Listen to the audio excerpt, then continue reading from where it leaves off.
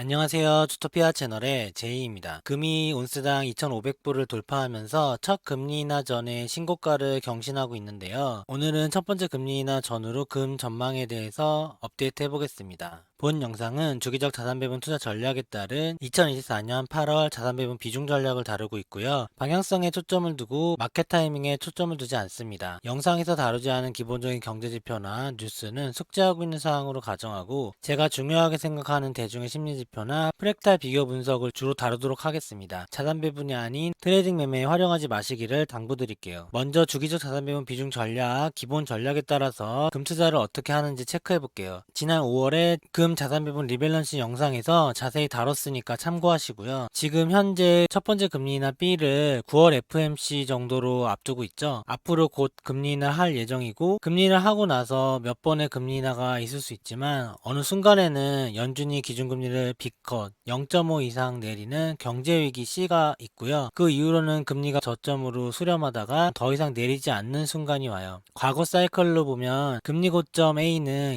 2018년 12월, 첫 번째 금리 인하 B는 2019년 8월이고요. 경제위기 C는 2020년 3월, 금리 저점은 2020년 말 정도가 돼요. 이런 상황에서 금 가격은 금리 고점 주변에서 저점을 형성하다가 첫 번째 금리 인하 시기까지 서서히 바닥에서 오르기 시작하고요. 첫 금리 인하에서 중간 고점을 찍은 후 잠시 쉬었다가 경제 위기나 경기 침체 우려가 더 커지면 점점 더 금 가격이 상승하면서 추세적으로 우상향하는데 경제 위기 구간이 만약에 유동성 위기라면 잠깐 변동성을 크게 보일 수 있고요. 그러나 이내 극복을 하고 다시 한번 상승해서 금리 저점까지 계속해서 상승을 하고 금리 저점 이후에는 조정 횡보, 금리 인상기에는 하락하는 자산 사이클을 가지고 있어요. 따라서 금 투자는 첫 번째 금리 고점 A 주변에서 저점에서 매수해서 금리 저점 D 주변에서 고가 매도하는 걸 기본적으로 하고 있고요. 이번 사이클의 금리 고점 A는 23년 8월이죠. 작년 7월 FMC 그리고 이번에 24년 9월에 첫 금리 인하를 할 예정이고 경제위기 C는 언제 올지 모르지만 과거 사이클과 유사한 프랙탈이라면 직전 사이클에서 AB 구간, BC 구간이 비슷했거든요. 그래서 이번 사이클에도 AB가 1년이었으니까 BC가 1년 하면 대략 내년 7월 정도가 나와요. 증시 고점은 몇 달 전이니까 내년 상반기 정도에는 증시가 고점을 찍을 수 있죠. 금 사이클 분석 8월 17일 기준으로 업데이트 해드릴게요. 저는 2023년 1월서부터 금 투자에 대해서 유튜브에 업로드하면서 지금은 금 투자를 해야 되는 시기라고 하면서 저도 실제로 매입을 했고 대략 23년 9월 정도까지 금을 매집을 완료했어요. 매집한 양은 전체 자산 배분의 25%를 매집했고요. 저는 전체 총 자산을 자산 배분해서 운용하기 때문에 총 자산의 25%나 산 거니까 충분한 금액을 샀겠죠. 그래서 현재 50% 정도 수익이 난 상황이고 5월 달에 금 자산 배분 리밸런싱 영상 올려드리면서 제가 언제 사고 언제 팔았는지 알려드렸고 방금 전에 코스턴의 달걀에서 설명드렸다시피 A 구간에서 주변에서 사서 D 주변에서 팔았다. 지난 사이클의 금의 상승 사이클이고 코스트라인의 달걀 ABCD 구간을 겹쳐서 표기한 거예요. 이 A가 누가 금리는 이제 그만 올립니다 확인하고 해주는 게 아니기 때문에 전부터 후까지 금리가 이제 고점이지 않을까 이런 기간에 금이 바닥을 찍는 거거든요. 정확한 기간은 없어요. 나중에 보면은 그게 금리 고점이었구나 알 수 있죠. 그래서 그 주변에서부터 이렇게 많이 하락하면은 사게 되는데 저 같은 경우는 금리를 더 못 올릴 것 같은데 분위기가 금 가격이 많이 하락해 있으면 그때를 진입 시점으로 보는 거예요. 그래서 지난 사이클에서는 이때쯤에 사서 2019년 상반기나 2018년 말 정도에 샀죠. 첫 번째 금리 인하가 2019년 8월이었죠. 여기 보면은 삼각세기 어센딩 트라이앵글의 이 상단 저항선에 계속 저항을 받으면서 저점은 올라가지만 고점은 제한된 상태에서 수년간 갇혀 있었잖아요. 이 수년간 갇혀 있었던 저항선을 뚫는 순간이 결국에는 B 첫 번째 금리 인하 전에 뚫게 되거든요. 그래서 이때 전까지 A 구간에서 거의 매집을 다 하는 거예요. 계속 보유하면서 B 구간에서 중간 고점 찍고 잠깐 조정했다가 경제 위기가 올 때쯤에는 다시 마지막 우상향을 하면서 금리가 더 내려가지 않는 저점에 금은 고점을 찍는데 이때쯤 되면은 어떤 느낌이냐면은 AI 버블 때문에 뉴스에서 AI 엔비디아 뉴스 계속 나온 거 보셨죠? 이때 D 마지막에 금리를 충분히 내린 다음에 금값이 크게 오르잖아요. 마지막에는 고점에서 이렇게 이렇게 가파르게 상승하면서 양봉도 크게 뜨거든요. 그럴 때 뉴스에서 금 얘기가 굉장히 많이 나와요. 금이 너무 비싸다. 금 투자하는 사람 좀 돈 많이 벌었다. 요새 금이 엄청 인기다. 이런 뉴스 기사가 나오고 대중들이 다 금에 엄청 관심을 가지게 되거든요. 이때가 고점이더라고요. 제가 경험해 보니까. 근데 그때는 그런 심리 지표를 우선시해서 매도하진 않았고 추세 매매를 했는데, 이렇게 상승 추세가 있었죠? 상승 추세가 이탈하는 순간부터 분할 매도를 들어가다가 크게 하락한 적이 있었어요. 이때 보면은 20년 말이고 주식시장이 코로나 위기 때문에 크게 하락했잖아요. S&P 500이 30% 이상 하락했죠. 코로나가 20년 3월이고 주식의 고점이 20년 1월이거든요. 20년 1월에 전고점을 다시 돌파한 시기가 S&P 500 같은 경우는 20년 10월, 11월 이래요. 그때쯤에 금이 고점에서 내려오는 상승 사이클을 끝내는 차트가 나온 거고요. 주식은 크게 오르는데 금이 많이 떨어졌다가 다행히 주봉 50주 선을 지지하고 올라왔을 때 저는 마지막 매도를 했어요. 평균적으로 한 이 정도에 매도했고 평균적으로 이 정도에 매수했다. 지난 사이클의 금을 리뷰해보면 금은 15% 비중을 보유했어요. 저는 원래 자산배분에서 금을 10% 정도 보유하는 걸 원칙으로 하는데 15%로 한 이유는 금이 유용하다 생각해서 5% 더 비중을 늘렸던 거고요. 금리 고점 A 4개월 전부터 매수 시작해서 A 부근에서 매집 완료, B에서는 이미 다 매집한 상황에서 상승의 수익을 본 거고, C에서 이렇게 중간에 코로나 때 유동성 위기가 왔었거든요. 돈이 시장에 없는 거예요. 그때는 금값도 떨어지고 달러 현금을 제외한 모든 자산이 다 하락하는 시기가 잠깐 있어요. 그때 금도 10% 정도 하락했던 것 같아요. 근데 급하게 다시 반등을 했죠. 이때는 아무것도 하지 않고 보유를 하고 있었어요. 왜냐면 순간적인 유동성 위기가 있었지만 결국엔 금리는 더 내려갈 거기 때문에. 금은 금리에 굉장히 영향을 많이 받아요. 물가랑 금리가 전부라고 봐도 되거든요. 금 가격에. 기준금리가 내려간다는 거는 명목금리가 내려가는 거고, 결국에는 물가 하락보다 명목금리 인하가 더 크다면 실질금리가 내려가면서 금 가격은 오를 수밖에 없거든요. 그래서 이때는 보유하는 게 좋다 생각을 해요. 그래서 금리를 마지막까지 내렸을 때 고점을 찍게 되니까 이때서부터는 분할 매도를 하는 식으로 해서, 지난 사이클에는 A에서 15% 보유, 그리고 D에서 모두 다 매도했고요. 이때 투자 기간이 대략 2년 정도 되더라고요.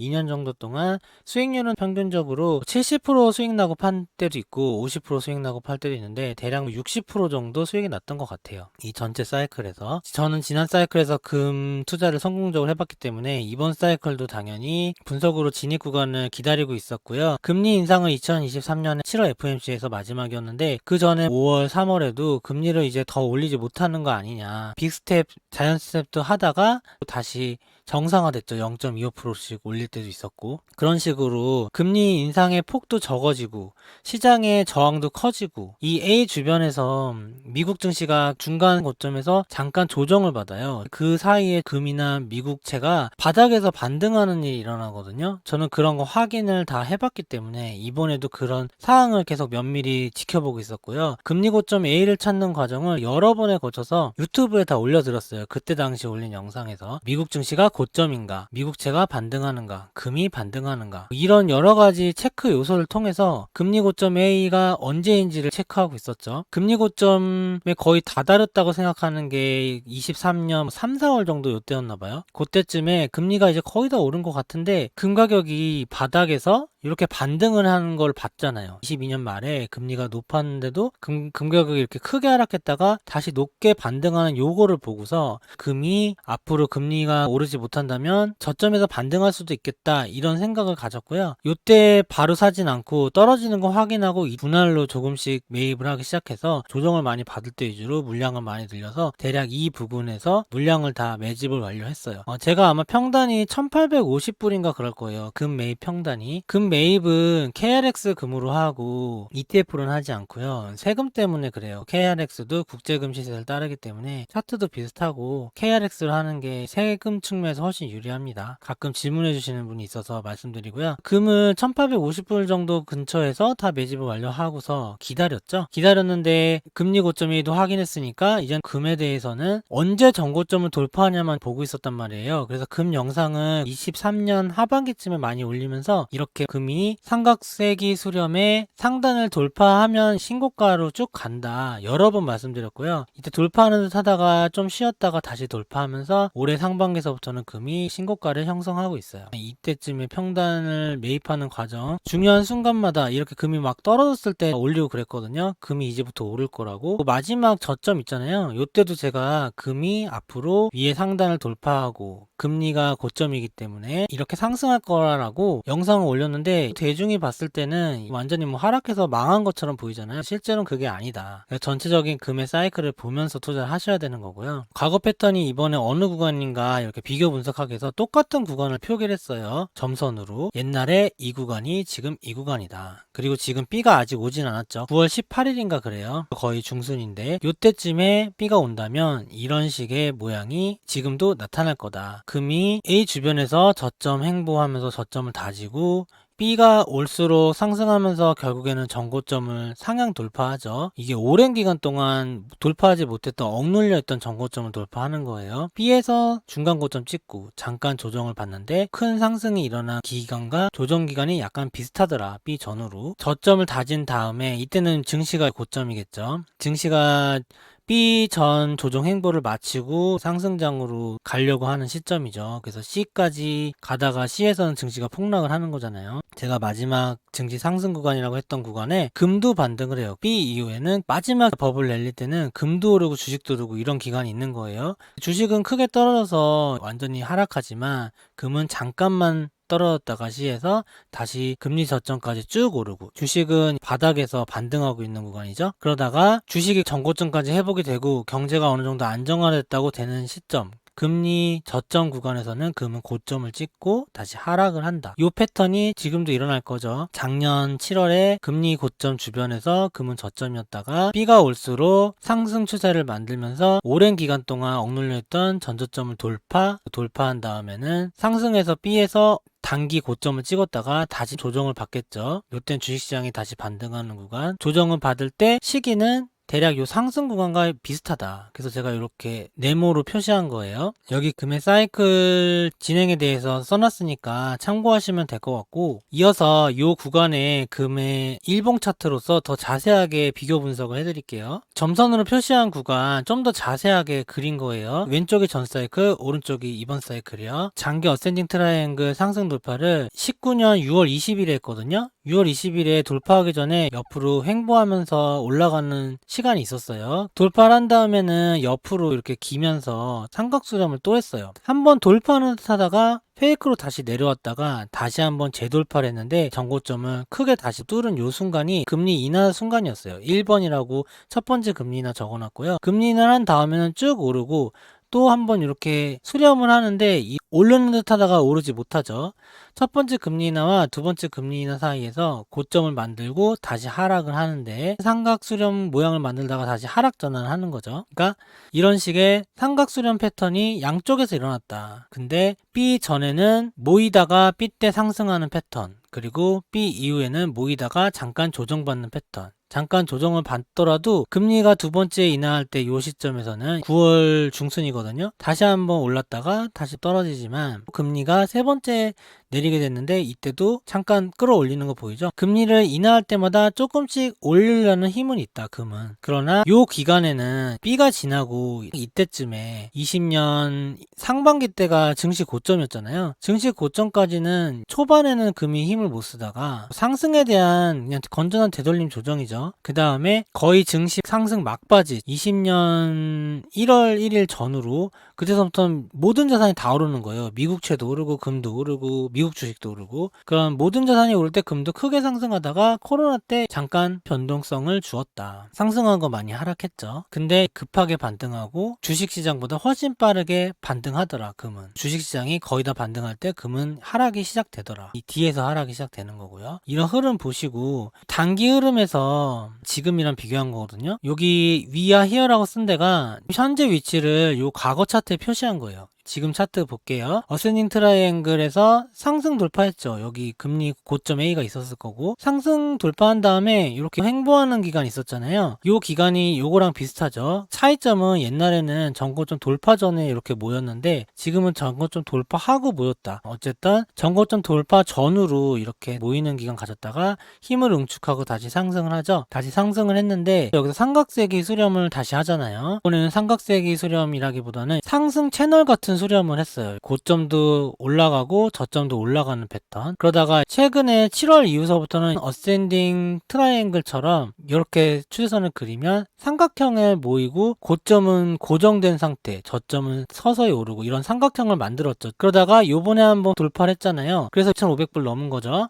여기서 계속 상승할지 다시 내려올지 모르지만 과거 패턴대로 분석하면 어센딩 트라이앵글에서 한번 상승했다가 다시 한번 내려왔다가 재차 상승했는데 그 재차 상승할 때가 첫 번째 금리 인하 B다. 아직은 첫 번째 금리 인하가 오지 않았으니까 지난 사이클이랑 비교한다면 금은 여기서 계속 오르는 게 아니라 잠깐 조정해서 안으로 들어왔다가 첫 번째 금리 인하 B 24년 9월 18일을 계기로 해서 더 크게 상승하는 모습이 나오겠죠. 과거에도 이렇게 B 전 수렴 기간과 B 이후 수렴 기간이 비슷하잖아요. 그리고 이후에는 다시 조정이 일어나죠. 그러니까 이번에도 대략 4월서부터 아니면은 7월서부터 이렇게 수렴이 있었으니까 수렴 기간이 2달 정도 되는 거죠. B 전 두세 달 정도. B가 9월이니까 2달 하면 바로 대선이에요. 대선까지 요 상승한 상태에서 다시 한번 살짝 조정하는 기간을 가질 수 있다. 요 구간이 앞으로 일어나겠죠. 여기서 내려왔다가 다시 상승해서 B에서 크게 상승, 다시 여기서 수렴하다가 이렇게 조정받는 패턴. 지금이랑 과거랑 비교를 해드려 봤어요. 금 사이클은 제일 중요한 게 실질금리예요. 실질금리는 명목금리에서 물가상승률을 뺀 건데 이 차트는 붉은색이 물가상승률, 검정색이 명목금리, 푸른색이 실질금리를 얘기하는 거거든요. 아까 점선으로 표시한 ABC 이 차트에다가 옮겨 적었어요. 과거 차트랑 지금 차트 비교해보고 지금이 이 구간이거든요. 이 구간은 과거 구간에 표시한 게 이렇게 표시한 거예요. 여기서 중요한 거는 금의 상승 사이클은 실질금리가 낮을 때 금이 좋은 건 맞는데 그냥 낮다고 무조건 상승하는 게 아니라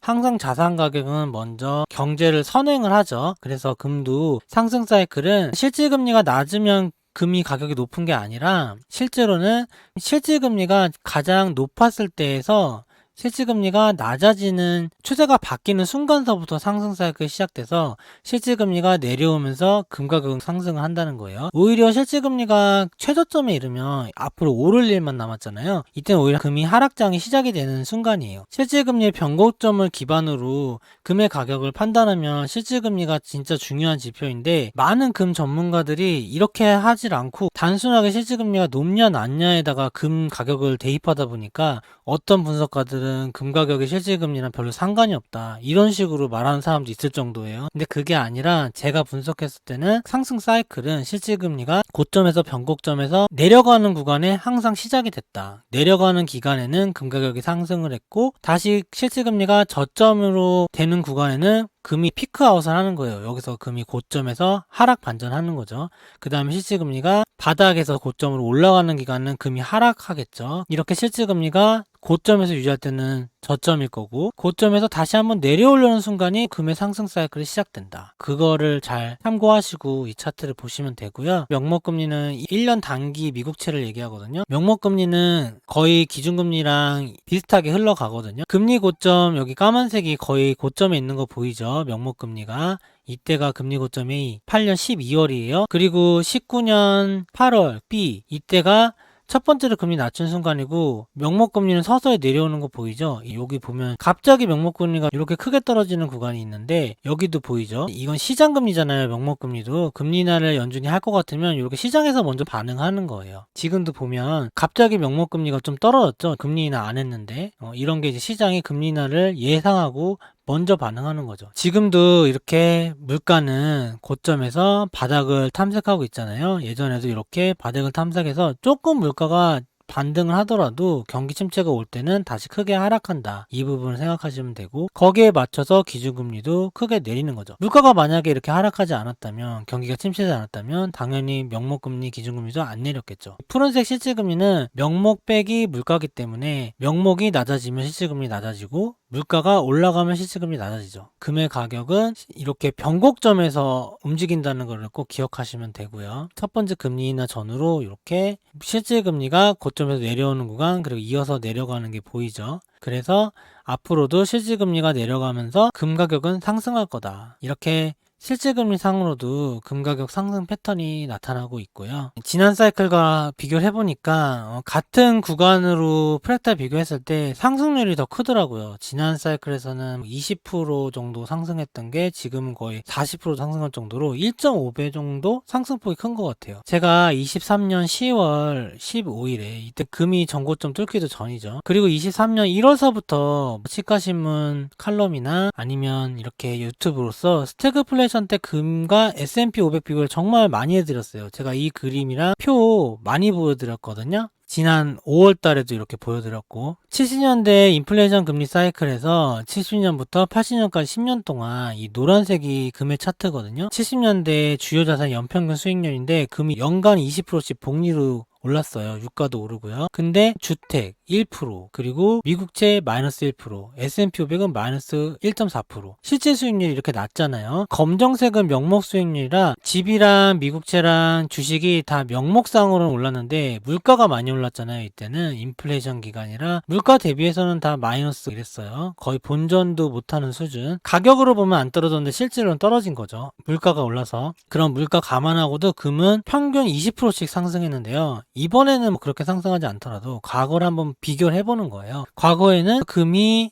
이 연간 20%를 복리로 하니까 10년 동안 1800%나 올랐거든요. 거의 20배 올랐죠. 근데 S&P 500은 겨우 22% 올랐단 말이에요. 이때 60년대 말이 지금 AI 버블처럼 증시가 최고점이었어요. 60년대 후반에 유동성 버블로 인해서. 그게 꺼지면서 10년 동안 60년대 후반에 돈을 많이 풀었던 거. 그게 인플레이션을 야기시키고 그때도 지정학적으로 안 좋았죠. 중동 전쟁도 있었고. 그런 게 유가와 물가 같은 거를 상승시키면서 주식은 그냥 지그재그로 10년 동안 횡보해서 뭐 거의 본전이었는데 금은 지속적인 상승을 보였다. 지금이 꼭 이렇게 되냐 이건 아닐지 몰라도 리듬이 비슷하다는 거죠. 지금도 지정학적 위기도 있고 코로나랑 2008년 금융위기 때 돈을 너무 많이 풀어서 유동성 버블장이 있었고 주식과 집과 채권에 버블에 끼었던 것들이 해소가 되는 과정이 10년 동안 일어날 수 있고 만약에 이런 게 경기 침체로 이어지는 와중에 물가 상승 요인, 지금은 공급 쇼크 인플레이션, 그러니까 전쟁 때문에 물동량이 막힌다든지 아니면은 미중 패권 전쟁 때문에 공급망이 변동된다든지 여러 가지 이유로 물가 상승 요인이 있잖아요. 물가 상승 요인과 겹쳐지면서 경기는 안 좋은데 물가는 상승하는 스태그플레이션이 있었고 그때는 금의 가격이